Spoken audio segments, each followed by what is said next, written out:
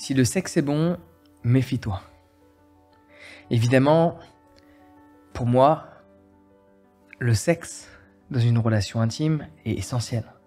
Parce qu'en soi, c'est ce qui la définit. Une relation amicale, il n'y a pas de sexe. Une relation familiale, il n'y a pas de sexe. Une relation intime, il y en a. Donc évidemment qu'il faut du sexe dans une relation intime. Et en fonction de la durée de cette relation, le rapport sexuel va varier.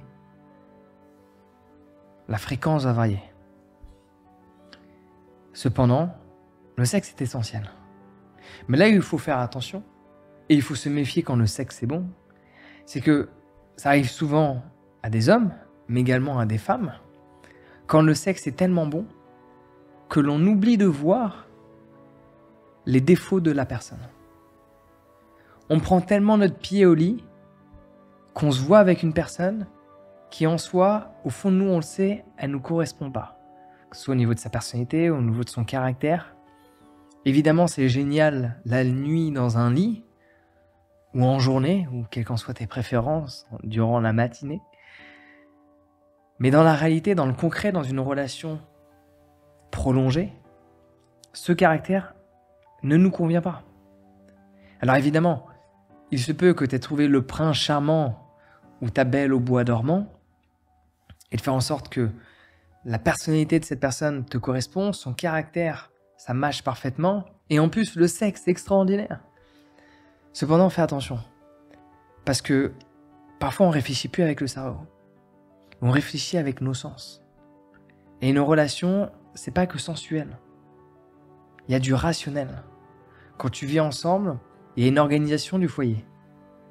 Il y a le ménage, il y a la nourriture, il y a les courses, il y a le travail, il y a les transports, il y a les vacances, il y a tout un tas de choix et de décisions que l'on fait de manière individuelle et d'une manière commune.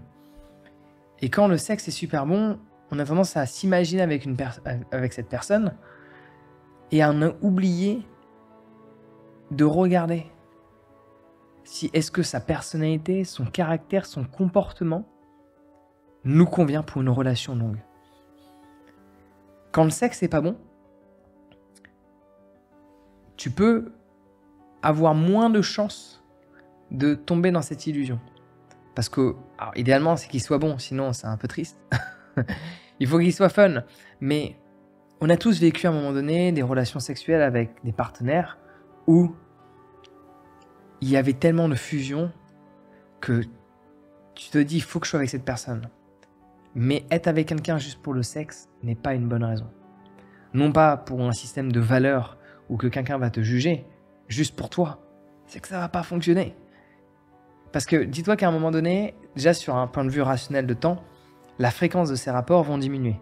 Et peut-être que la connexion sexuelle va plus ou moins varier. Donc du coup, te baser là-dessus sur une relation longue durée, c'est une mauvaise stratégie. Et il en va de même sur tout ce que je t'ai dit précédemment, sur la structure du quotidien. Donc quand le sexe est bon, méfie-toi. Si le sexe est vraiment pas bon, méfie-toi aussi. Idéalement, c'est de trouver, soit la personne parfaite, mais tu sais très bien qu'elle n'existe pas.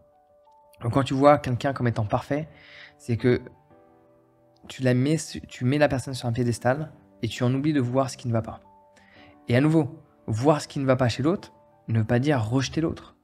Ça veut juste dire la remettre là où elle est, à sa place, c'est-à-dire au même niveau que nous. Et en fonction de ses défauts, de réaliser si je veux de cette personne dans ma vie. Mais une personne que tu vois sans défaut, il y a un problème. Ça veut dire que tu la mets sur un piédestal, ou que le sexe est trop bon, et que tu en oublies de regarder là où il faut regarder. Donc on voit où sont ses défauts, accepte-les ou pas, et à ce moment-là, fais un choix.